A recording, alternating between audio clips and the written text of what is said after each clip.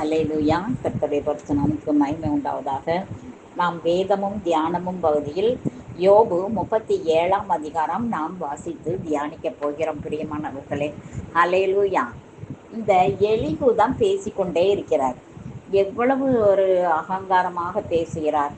அவர் செய்ய நினைத்ததை மாத்திரம் எழும்ப போகிறதையும் ஆடு மாடுகள் அறியப்படுத்தும்.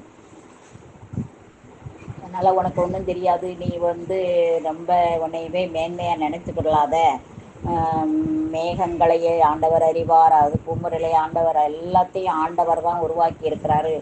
இந்த ஆடு மாடு கூட அறியும், ஆனால் நீ கூட ஒன்றும் அறிய மாட்ட, உனக்கு நீ அகங்காரத்தில் பேசுகிற அப்படி இப்படின்னு சொல்லி ரொம்ப வேதனைப்படுத்தி பேசுகிறாரு. இன்றைக்கும் அவர் தான் தொடர்ந்து 5 நாளாக அவரை பேசி கொண்டிருக்கிறார். 5வது அதிகாரம் முழுவதும் எத்தனை நாள் தங்கியிருந்தார்கள், எத்தனை நாள் என்ன செய்தார்கள், சாப்பாட்டுக்கு என்ன செய்தார்கள், அவருக்கு சாப்பாடு வாங்கி கொடுத்தார்களா, இல்லை பேசி பேசியே நோகடித்தார்களா என்று நமக்கு தெரியவில்லை பிரியமானவர்களே. எத்தனை வருட காலம் இந்த காரியம் ஓடிக்கொண்டிருந்தது, எத்தனை மாதம் ஓடியது என்பதும் நமக்கு தெரியவில்லை. ஆனால் 5வது அதிகாரமாக அவருக்கு இந்த எலிகூருக்கு கொடுக்கப்பட்டிருக்கிறது. இப்போ இன்னைக்கு என்ன சொல்லி அவரை நோகடிக்கிறார் என்பதை நாம் பார்ப்போம் பிரியமானவர்களே. இதனால் என் இருதயம் தத்தளித்து தன்னிடத்தை விட்டு தெரிக்கிறது. என் இருதயம் ரொம்ப கலங்குது. நீங்கள் பேசுகிற பேச்சில் எனக்கு சம்மதமே கிடையாது. என் இருதயம் அவ்வளவு கொதிக்குது அப்படின்னு சொல்லுவாங்களே, அப்படியே என் இருதயம் கொதிக்குது, வயிறு கொதிக்குது அப்படிலாம் சொல்லுவாங்க இல்லைங்களா? அதே மாதிரி தான் சொல்லிக்கிட்டு இருக்கிறார். அவருடைய சத்தத்தினால் உண்டாகிற அதிர்ச்சியும் அவர் வாயிலிருந்து புறப்படுகிற முழக்கத்தையும் கவனமாக கேளுங்கள். ஆண்டவரை பற்றி சொல்றார். அவர் வானத்தின் கீழெங்கும் அந்த துணியையும் பூமியின் கடையாந்தரங்களின் மேல் அதன் மின்னலையும் செல்ல விடுகிறார். ஆண்டவருடைய அற்புதங்களை குறித்தெல்லாம் சொல்லிக் கொண்டிருக்கிறார். அதற்கு பின்பு அவர் சத்தமாய் முழங்கி தம்முடைய மகத்துவத்தின் சத்தத்தை குமுற பண்ணுகிறார். அவருடைய சத்தம் கேட்கப்படும் போது அதை தவிர்க்க முடியாது. தேவன் தம்முடைய சத்தத்தை ஆச்சரியமான விதமாக குமுற பண்ணுகிறார். நாம் கிரகிக்க கூடாத பெரிய காரியங்களையும் அவர் செய்கிறார். சங்கீதம் 29ஆம் அதிகாரத்திலே கூட தேவனுடைய சத்தம் என்பதை குறித்து சொல்லப்பட்டிருக்கிறது பிரியமானவர்களே. அவருடைய சத்தம் எப்படிப்பட்ட ஒரு சத்தம் என்று நீங்கள் பார்ப்பீர்களானால், அந்த சத்தம் வனாந்தரத்தையே அதிர பண்ணும், காடுகளையே எல்லாம் என்ன செய்யும், ரொம்ப அற்புதமாக இருக்கும். அந்த அதிகாரம் முழுவதுமே தேவனுடைய சத்தம் என்று எழுதப்பட்டிருக்கும் பிரியமானவர்களே. அந்த சத்தத்தை குறித்து இவர் தாவீது அந்த வசனம் முழுவதும் சொல்லுகிறதை நாம் பார்க்கிறோம். அவருடைய சத்தம் எப்படிப்பட்ட சத்தமாக இருக்கிறது என்று சொல்லி அவருடைய சத்தத்தை பார்த்தீர்களானால் வல்லமை உள்ளது. அவருடைய சத்தம் வல்லமை உள்ளது. அவருடைய சத்தம் மகத்துவம் உள்ளது. அவருடைய சத்தம் கேதுரு மரங்களை முறிக்கும், லீபனோனின் கேதுரு மரங்களை முறிக்கும், கன்றுக்குட்டிகளைப் போலவும் லீபனோனின் சீரியோனை காண்டா மிருக குட்டிகள் போலவும் துள்ள பண்ணும். கர்த்தருடைய சத்தம் அக்கினி ஜுவாலையை புழக்கும். கர்த்தருடைய சத்தம் வனாந்தரத்தை அதிர பண்ணும். கர்த்தர் காதேச, இதெல்லாம் தாவீது அவருடைய சத்தத்தை குறித்து பேசுகிற வசனங்கள். இந்த 29ஆம் சங்கீதத்தை நீங்கள் வாசித்து பார்க்கலாம், இதோடு ஒப்பிட்டு பார்க்கலாம் இந்த சத்தம் எப்படிப்பட்டது என்று சொல்லி. அல்லேலூயா. பிரியமானவர்களே, இந்த தேவனுடைய சத்தம் அவ்வளவு ஒரு மகத்துவமான சத்தம்.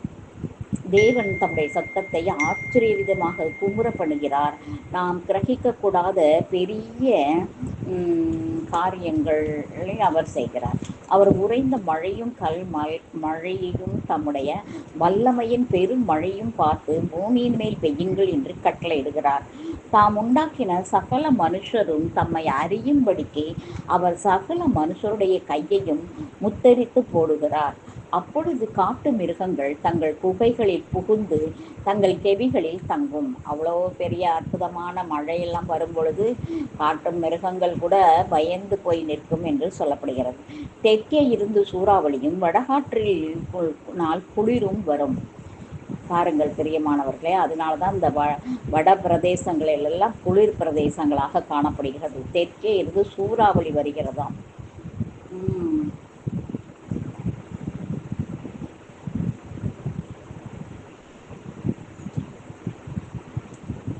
தம்முடைய சுவாசத்தினால் தேவன் குளிரை கொடுக்கிறார். அவருடைய சுவாசம் தான் அந்த குளிர். ஐயோ குளிருதே குளிருதே குளிருதேன்னு நம்ம அப்பா இந்த குளிருக்கே தாங்க முடியல. அண்டார்டிகா ஆர்டிகாக்கெல்லாம் போனோம்னா தாங்கவே மாட்டோம். நியூசிலாந்து, அயர்லாந்து, ஃபின்லாந்து இந்த மாதிரியான பகுதிகளிலெல்லாம் ஒரே குளிர் தான், எப்பயும் குளிர். அந்த மாதிரி தேவனுடைய சுவாசம்தான் குளிரை கொடுக்கிறார். தேவன் தம்முடைய சுவாசத்தினால் குளிரை கொடுக்கிறாராம். அப்போ குளிர் வரும்போதுதான் தேவனுடைய சுவாசம் தேவனுடைய சுவாசம் என்று நாம் எண்ணிக்கொள்ள வேண்டும் பிரியமானவர்களே. அப்பொழுது ஜலத்தின் மேற்பரப்பானது உறைந்து போகும். நிறைய இடங்களிலே அப்படியே உறைந்து போயிருக்கிறது பாருங்களேன். இந்த நம்மளுடைய நாட்டிலே அந்த மாதிரி எல்லாம் இல்லை. மற்றபடி அந்த அண்டார்டிகா, ஆப்பிரிக்கா கிடையாது, அண்டார்டிகா, ஆர்டிகா அந்த மாதிரி இடங்களிலே வந்து ஆஸ்திரேலியா இந்த மாதிரியான கனடா பகுதிகளிலெல்லாம் ஜலம் அப்படியே மேற்பரப்பு உறைந்து போகும். அப்படியே உடச்சி எடுக்கிறாங்க பாருங்கள். அமெரிக்காவில் கூட அப்படி தான் பார்க்குறோம். அப்படியே ரோடெல்லாம் பனி அந்த இதனால நிறைந்து போயிருக்கிறது. அதை உடைத்து தான் வீடையே உடைக்கிறார்கள் பிரியமானவர்கள். வீட்டு மேலே அவ்வளவு பனி ஐஸ் கட்டியாக இருக்குது. அதையெல்லாம் அப்படியே உறைந்து போகிறதுனால, ஐஸ் கட்டியானதுனால அப்படியே அதெல்லாம் உடச்சி எடுக்கிறாங்க. கார் மேலையெல்லாம் உடச்சி எடுத்தாங்க. நம்ம பார்க்குறோம் இல்லையா டிவியில். நேரில் போய் நம்ம பார்க்கல, நான் பார்க்கல. எல்லாரும் ஒரு வேளை இங்கே இந்த குழுவில் உள்ள பிள்ளைகள் யாரும் பார்த்துருக்கலாம். நான் பார்த்ததில்லை பிரியமானவர்களே. ஆகையினாலே நாம் அயல் நாடுகளிலெல்லாம், ஃபாரின் கண்ட்ரிகளெல்லாம் இப்படி உறைந்து போய் காணப்படுகிறது என்று சொல்லப்படுகிறது. அவர் நீர்த்துளிகளை மேகத்தில் ஏற்றி மின்னலினால் மேகத்தை சிதற பண்ணுகிறார். அல்லேலூயா. அந்த மேகம் எப்படி சிதறுகிறது, மின்னல் எப்படி வருகிறது, முறைப்பணி எப்படி இருக்கிறது என்பதை குறித்ததான சகல காரியமும் இந்த எலிகு சொல்லிக் கொண்டிருக்கிறார். அவர் அவைகளுக்கு கட்டளையிடுகிற யாவையும் அவைகள் பூச்சக்கரத்தில் நடப்பிக்கும்படி அவைகளை தம்முடைய ஞான ஆலோசனையின்படி சுற்றி திரிய பண்ணுகிறார். அல்லேலூயா. ஒன்றில் தண்டனையாகவும், ஒன்றில் தம்முடைய பூமிக்கு உபயோகமாகவும், ஒன்றில் கிருபையாகவும் அவைகளை வரப்பண்ணுகிறார். அல்லேலூயா. ஆம் பிரியமானவர்களே, ஒரு பகுதி தண்டனை, ஒரு பகுதி உபயோகம், ஒரு பகுதி கிருபை, எப்படியாக தேவன் வரப்பண்ணுகிறதை நாம் பார்க்கிறோம். நம்முடைய வாழ்க்கையிலையும் கூட அப்படிதான் நடந்து கொண்டிருக்கிறது பிரியமானவர்களே. நாம் செய்கிற தவறுகளுக்கு தண்டனை கிடைக்கலாம், நாம் செய்கிற நன்மைகளுக்கு கிருபை கிடைக்கலாம். இப்போ பாருங்கள், ஒரு பக்கத்து பாருங்கள் மழை பெய்யுது, ஒரு பக்கத்து வெயில் அடிக்குது, ஒரு பக்கத்து சூறாவளி வருகிறது, ஒரு பக்கத்து புயல் வருகிறது. இப்படியாக பல இடங்களிலேயும் பல்வேறு விதமான நில அதிர்ச்சி, யுத்தங்கள், இதையெல்லாம் நாம் பார்க்கிறோம் அல்லவா. அது ஒரு இடத்திலே தண்டனை, ஒரு இடத்திலே உபயோகம், ஒரு இடத்திலே கிருபை. யோபே, இதற்கு செவி கொடும், தரித்து நின்று தேவனுடைய ஆச்சரியமான கிரியைகளை தியானித்து பாரும். தேவன் அவைகளை திட்டம் பண்ணி தம்முடைய மேகத்தின் மின்னலை பிரகாசிக்க பண்ணும் விதத்தை அறிவீரோ. மேகங்கள் தொங்கும்படி வைக்கும் நிறையையும் பூரண ஞானமுள்ளவரின் அற்புதமான செய்கையும் தென்றலினால் அவர் பூமியை அமைய பண்ணும் போது உம்முடைய வஸ்திரங்கள் உஷ்ணமாயிருக்கும் வகையையும் அறிவீரோ. வார்க்கப்பட்ட கண்ணாடியை போல் கெட்டியான ஆகாய மண்டலங்களை நீர் அவரோடே கூட இருந்து விரித்தீரோ. மறுபடியும் யோபுக்கிட்ட வந்துட்டா. யோபு பார்த்துட்டு, கடவுள் செஞ்சதெல்லாம் நீ நினைக்கணும், கடவுள் செஞ்சது எல்லாத்தையும் நீ யோசிக்கணும், சும்மா உன்னுடைய பெருமையவே பேசிக்கிட்டு இருக்காத, அப்படி ஆண்டவர் செய்கிற எல்லாத்தையும் பற்றி யோசி, தியானி அப்படின்னு சொல்லி ரொம்ப வேதனைப்படுத்தி கொண்டு இருக்கிறதை பார்க்கிறோம் பிரியமானவர்களே. நான் பேச துணிந்தேன் என்று யாதொருவன் அவருக்கு முன்பாக சொல்லத்தகுமோ. ஒருவன் பேச துணிந்தால் அவன் விழுங்கப்பட்டு போவானே. இப்போதும் காற்று வீசி ஆகாய மண்டலங்களின் மப்பு நீங்க பண்ணி இருக்கிற சமயத்தில் வடக்கே இருந்து பொன்மயமான காந்தி வருகிற போது ஆகாய மண்டலத்திலே பிரகாசிக்கிற சூரியனை முதலாய் ஒருவரும் நோக்கி பார்க்க கூடாதே. தேவனிடத்திலோ பயங்கரமான மகத்துவம் உண்டு. சர்வ வல்லவரை நாம் கண்டுபிடிக்க கூடாது. அவர் வல்லமையிலும் நியாயத்திலும் பெருத்தவர். அவர் மகா நீதிபரர். அவர் ஒடுக்க மாட்டார். ஆகையால் மனுஷர் அவருக்கு பயப்பட வேண்டும். தங்கள் எண்ணத்தில் ஞானியாய் இருக்கிற எவர்களையும் அவர் மதிக்க மாட்டார் என்றார். அல்லேலூயா. சர்வ வல்லவரை ஆகாய மண்டலத்திலே பிரகாசிக்கிற சூரியனை முதலாய் ஒருவரும் நோக்கி பார்க்கக்கூடாது. தேவனிடத்தில் பயங்கரமான மகத்துவம் உண்டு. சர்வ வல்லவரை நாம் கண்டுபிடிக்க முடியாது. அவர் வல்லமையும் நியாயத்திலும் பெருத்தவர். அவர் மகா நீதிபரர். அவர் ஒடுக்க மாட்டார். நீ ஒடுங்கி போய் கிடக்கிறேன்னா அதுக்கு நீ பாவம் செஞ்சிருக்கிற, அந்த மாதிரி தான் சொல்ல வர. ஆகையால் மனுஷர் அவருக்கு பயப்பட வேண்டும். தங்கள் எண்ணத்தில் ஞானியாய் இருக்கிற எவர்களையும் அவர் மதிக்க மாட்டார் என்றான். நீ பெரிய ஞானியா நினைச்சுக்கிட்டு இருக்கிற, அவருக்கு நீ பயப்படணும் அப்படின்னு சொல்றத நாம் பார்க்கிறோம். யோபு கர்த்தருக்கு பயந்த மனிதன் என்று ஆண்டவரே சாட்சி கொடுத்த காலங்கள் இருக்கிறது அல்லவா. நீ 1ஆம் அதிகாரத்துல நாம் வாசிக்கும் பொழுது யோபை குறித்து தேவன் நல்லா சாட்சி சொல்வார். இவர்கள் எல்லோரும் அவருடைய சாட்சியை கெடுத்து போட்டு விட்டார்கள். அவர் நீ அகங்காரம் முடிச்சவன், நீ ஞானமா இருக்கிறேன்னு நினச்சிக்கிட்டு உனக்கு கர்த்தருக்கு பயப்படுற பயமே கிடையாது, அதனாலதான் நீ சஃபர் ஆகுற, நீ கஷ்டப்பட்டுக்கிட்டு இருக்க. கஷ்டப்படுறதுக்கு உன்னுடைய அகங்காரமும் உன்னுடைய ஆணவமும் நீ ஞானம் என்று எண்ணுகிற எண்ணமும் தான் காரணம் என்பதை போல சொல்கிறார். கர்த்தரை குறித்து விஸ்தாரமாக விவரிக்கிறார்.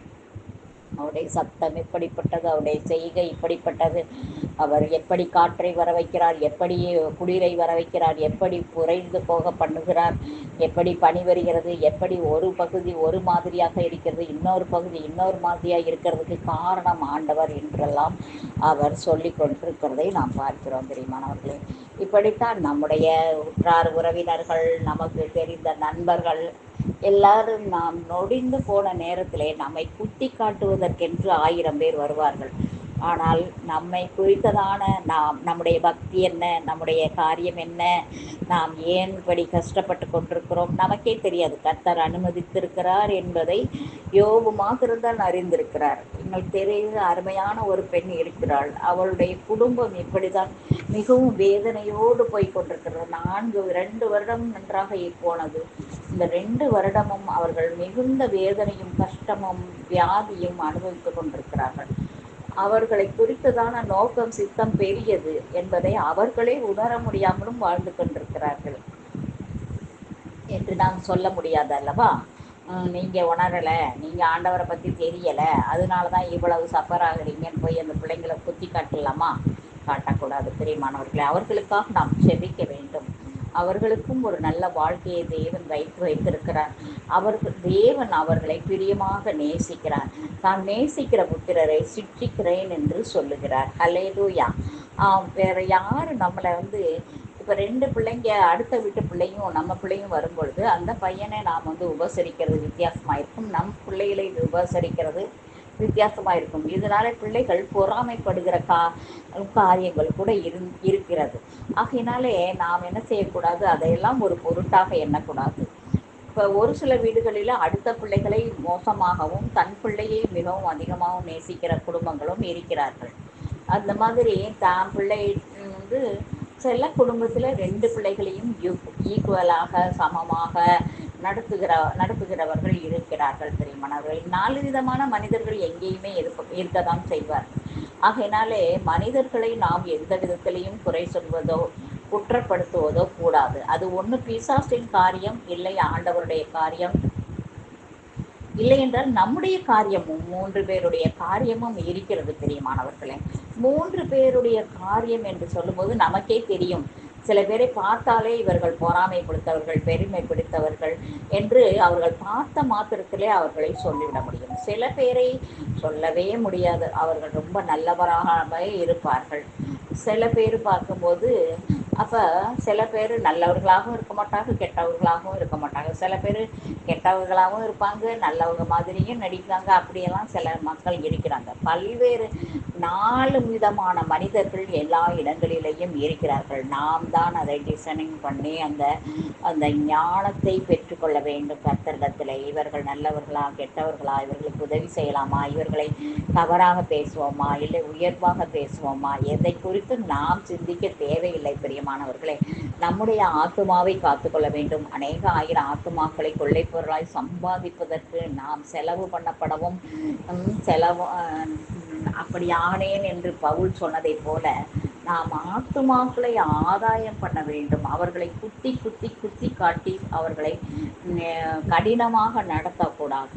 தேவன் சொன்னால் தேவன் செய்வார். அல்லேலூயா. கிதியோனுக்கு கடினமாக நடக்கும்படி சொன்னார். 3000 பேர் வரதுல கடைசியில் 300 பேர் தான் ஆனாங்க இல்லைங்களா? அந்த மாதிரி நல்ல வீரர்கள் அவர்களுக்கு தேவையாக இருந்தது. எல்லாரும் வீரராக முடியாது. எல்லாரும் அவரவருக்கு நியமிக்கப்பட்ட ஓட்டத்திலே அவரவர் ஓட வேண்டும். பிரியமானவர்களே, அடுத்தவர் ஓட்டத்தை குறை சொல்வதோ இல்லை பெருமை பாராட்டுவதோ ஒன்றுத்துக்கும் நமக்கு லாயக்கே கிடையாது. ஆகையினாலே மிகவும் சர்வ ஜாக்கிரதை உள்ள பிள்ளைகளாக ஓடுகிற ஓட்டத்திலே பொறுமையோடு ஓட, விசுவாசத்தை துவக்கினவரும் விசுவாசத்தை முடிக்கிறவருமாகிய அவரை மாத்திரம் நோக்கி நாம் ஓட வேண்டும். பிரியமானவர்களை, கர்த்தர் நல்லவர். கர்த்தர் நம்மை ஆசீர்வதிப்பார். அல்லேலூயா.